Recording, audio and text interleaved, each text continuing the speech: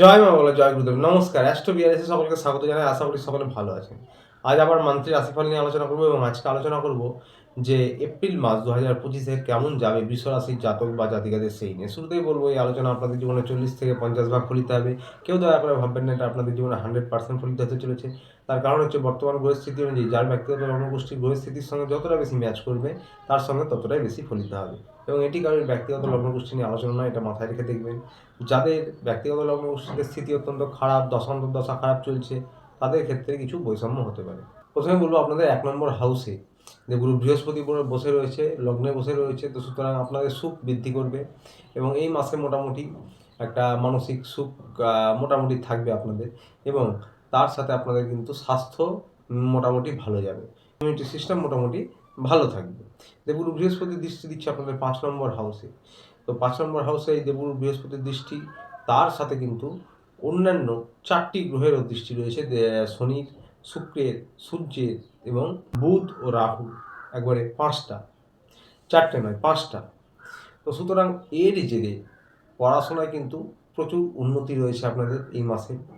পড়াশোনায় সফলতা রয়েছে, উচ্চশিক্ষায় সফলতা রয়েছে। যারা তন্ত্রমন্ত্র জ্যোতিষ নিয়ে পড়াশোনা করছেন, দেবগুরু বৃহস্পতির দৃষ্টি, তার উপর আবার শনিদেবের দৃষ্টি, আধ্যাত্মিক চিন্তন চেতনা আপনাদের বৃদ্ধি পাবে। তো গবেষণামূলক যারা পড়াশোনায় রয়েছেন তাদের জন্য কিন্তু খুব ভালো এই মাসটা কাটতে চলেছে।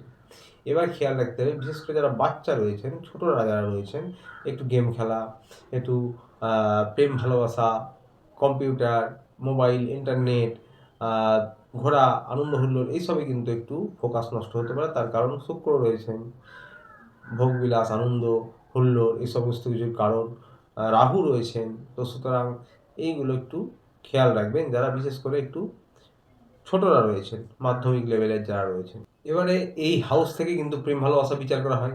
যারা প্রেমিক প্রেমিকা রয়েছেন, লাভ রিলেশনে যারা রয়েছেন, তাদের জন্য বলবো, আপনাদেরও বুঝতেই পারছেন যে বেশ ভালো যেতে চলেছে। পুরো বৃহস্পতির আশীর্বাদী এবং শনির দৃষ্টিতে, আরও 5টি গ্রহের দৃষ্টিতে আপনাদের এই মাসটা আনন্দ, হুল্লোড়, ঘোরাফেরা সমস্ত কিছু হবে। ভালো কোথাও খাওয়া দাওয়া, এবং আপনাদের কিন্তু মাঝে মাঝে ইগো সমস্যা, রাগ, জেদ, বা আপনার যারা পার্টনার রয়েছে সে অন্য কারোর সঙ্গে বেশি অ্যাটাচ হচ্ছে কিনা এই বিষয় নিয়েও কিন্তু মাঝে মাঝে মনোমালিন্য হতে পারে, ভুল বোঝাবুঝি হতে পারে, ইগো সমস্যা, হুটহাট রেগে যাওয়া, এগুলো হতে পারে। তার কারণ হচ্ছে সূর্যদেব রয়েছেন, শুক্র রয়েছেন একসাথে, এবং রাহুও কিন্তু রয়েছেন, এবং এই 5 নম্বর ঘরে প্রত্যেকে দৃষ্টি দিচ্ছেন। সূর্যদেব নিজেও কিন্তু দৃষ্টি দিচ্ছেন। তো ইগোর সমস্যা থাকছে, তার সঙ্গে কিন্তু বৃহস্পতি, শনি, শুক্র, এই বিভিন্ন এতগুলো গ্রহের দৃষ্টিতে আপনাদের সমস্ত কিছুই থাকছে। আনন্দ, ঘোরাফেরা এবং খাওয়া দাওয়া, যেরকম আগে বললাম। তো আকর্ষণও বৃদ্ধি পাবে, আশা প্রত্যাশাও বাড়বে, রোমান্টিকতাও বৃদ্ধি পাবে। কিন্তু তার মধ্যে কিন্তু ওই তৃতীয় কেউর সঙ্গে আপনার পার্টনারের কোনো ঘনিষ্ঠতা হচ্ছে কিনা এই নিয়ে একটা কিন্তু মনোমালিন্য হতে পারে, বিশেষ করে মাসের 15 তারিখ পর্যন্ত। বা নিজেদের মধ্যে ইগোর সমস্যা হতে পারে, হুটহাট রেগে যাওয়া, ছোট কথাকে বড় করে তোলা, নিজেদের মধ্যেও এগুলো কিন্তু থাকছে।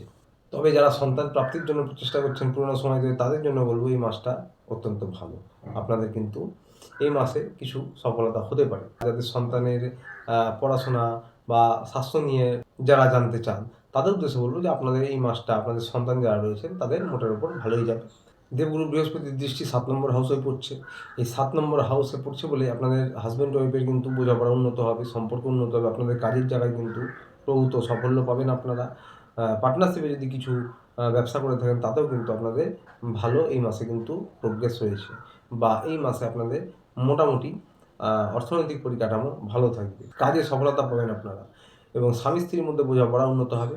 তবে ওই যে বললাম, তবে মাঝে মাঝে কিন্তু একটু ইগো হতে পারে, রাগ হতে পারে, সেই বিষয়টা খেয়াল রাখতে হবে। দেবগুরু বৃহস্পতির দৃষ্টি 9 নম্বর হাউসেও রয়েছে, সাথে আপনাদের কিন্তু মঙ্গলেরও দৃষ্টি রয়েছে, নিজ দৃষ্টি।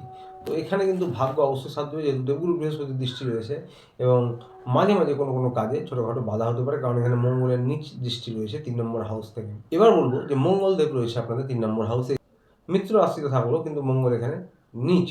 তো সুতরাং একটু আত্মবিশ্বাসের অভাব হতে পারে কখনো কখনো এই মাসে, আপনাদের একটু ভয় ভয় লাগতে পারে কোনো বড় কাজের ক্ষেত্রে, বা ওভার থিঙ্কিং হতে পারে, এবং এইগুলো কিন্তু এই মাসে থাকতে পারে আপনাদের। তার সাথে বলবো যে কোনো কাজ করছেন হয়তো, দেবগুরু বৃহস্পতি দৃষ্টি 9 নম্বরে রয়েছে, সাকসেস হবে ভালোভাবে পরিশ্রম প্রয়াস করলে, কিন্তু কিছু কিছু ক্ষেত্রে কনফিডেন্ট লো হতে পারে, তাতে কিন্তু সাকসেসে বাধা হতে পারে। এগুলো কিন্তু এই মাসে থাকছে। অর্থাৎ সাহসটা একটু কম মনে হতে পারে, আপনাদের এনার্জি লেভেল, কাজের যে উদ্যম সেটা কম হতে পারে। এই বিষয়গুলি হতে পারে, এটার উপরে কিন্তু খেয়াল রাখতে হবে। ভাই বোনের সঙ্গে সম্পর্ক কিন্তু মোটের উপর একরকম যাবে, কখনো কখনো এই মাসে একটু মনোমালিন্য বা অবনতি হতে পারে। সাথে গলা, কান, কাঁধ এই রিলেটেড টুকটাক কোনো সমস্যা হতে পারে। শত্রু বা প্রতিযোগীরা কিন্তু মাথা চালা দিতে পারে, এই বিষয়টা খেয়াল রাখবে। কারণ কর্মস্থানে কিন্তু 10 নম্বরে মঙ্গলের নিজ দৃষ্টি থাকছে। কিন্তু এবার একটা বিষয় বলবো যে 11th হাউস যেটা, সেখানে 10 নম্বরের যে অধিপতি শনিদেব সাকসেসের ঘরে রয়েছে, শুক্রদেব সাকসেসের ঘরে রয়েছে, ধন সম্পদ অর্থের আগমনকারী গ্রহ, রাহু অত্যন্ত চালাক ধূর্ত পরিশ্রমী সাকসেসের ঘরে রয়েছে, এর সাথে বুধ বুদ্ধির কারক, সাকসেস ব্যবসার কারক সাকসেসের হাউসে রয়েছে। বুধ বুদ্ধি ব্যবসা সমস্ত কিছুর কারক সাকসেসের ঘরে রয়েছে, লাভ ভাবে রয়েছে। তো সুতরাং কর্মের জায়গায় বা ভাগ্যস্থানে মঙ্গলের নিজ দৃষ্টি থাকলেও, বা কর্মের জায়গায় শুধু একমাত্র মঙ্গলের নিজ দৃষ্টি থাকলেও, কর্মের জায়গার যে অধিপতি 10 নম্বরের যে অধিপতি, কর্মস্থানের যে অধিপতি শনিদেব কিন্তু লাভ ভাবে 11th হাউসে রয়েছে। তো সুতরাং আপনাদের বলবো যে একটু মেডিটেশন করবেন এই মাসে, ওভার থিঙ্কিং করবেন না, কারণ সফলতা কিন্তু আপনাদের হবেই হবে, হবেই হবে এই মাসে। ব্যবসায় সফলতা, সরকারি চাকরির পরীক্ষায় সফলতা, যারা সরকারি চাকরি করেন তারা কোনো প্রচেষ্টা প্রয়াস করছেন যে কোনো কাজের, তাতে কিন্তু সফলতা পাওয়ার সম্ভাবনা রয়েছে। যারা ব্যবসায়ী রয়েছেন, ব্যবসার জন্য সফলতা আপনারা পাবেন এই মাসে। এবং তার সাথে শনিদেব কিন্তু ন্যায়ের দেবতা, পরিশ্রমের দেবতা, পরিশ্রম প্রয়াস করতে হবে, তা নাহলে কিন্তু হবে না। ওভার থিঙ্কিং বা আলস্য ভাব বা এনার্জি কম ফিল হওয়া, এগুলো হলে এগুলোকে মন থেকে সরিয়ে রাখুন, কাজে ফোকাস করুন।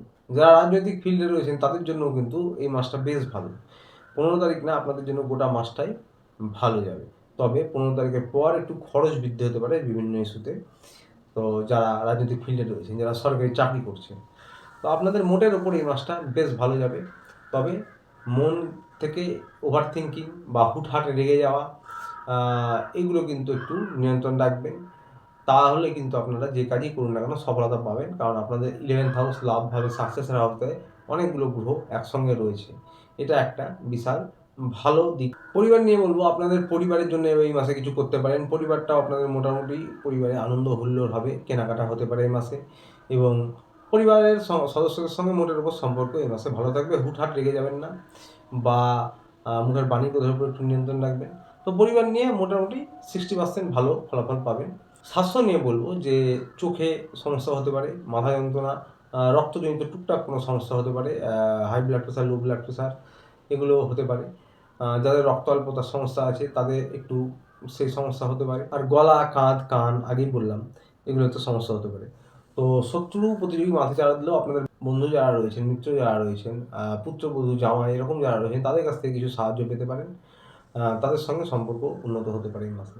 প্রতিকার নিয়ে বলবো, বৃষরাশির জাতক জাতিকারা যারা রয়েছেন, আপনারা প্রত্যহ ওম ক্লিং কৃষ্ণায় নমঃ, আবারও বলছি ওম ক্লিং কৃষ্ণায় নমঃ, ওম ক্লিং কৃষ্ণায় নমঃ, এই মন্ত্র 108 বার কর্মণে জপ করতে পারেন, বা চোখ বন্ধ করে 2 মিনিট 3 মিনিট ধ্যানের মতন জপ করতে পারেন। অত্যন্ত ভালো প্রতিকার হবে, এবং বাড়ির ছাদে বা উঠোনে পাখিদের কিছু নিত্যদিন খাবার খাওয়ান, অত্যন্ত ভালো প্রতিকার হবে। এটি সারা জীবন করতে পারেন। তো আসলে এই পর্যন্ত। ভিডিওটি ভালো লাগলে চ্যানেলটি অবশ্যই লাইক সাবস্ক্রাইব করে পাশে থাকবেন। দেখা হচ্ছে আবার পরের ভিডিওতে। ভালো থাকবেন, সুস্থ থাকবেন। নমস্কার।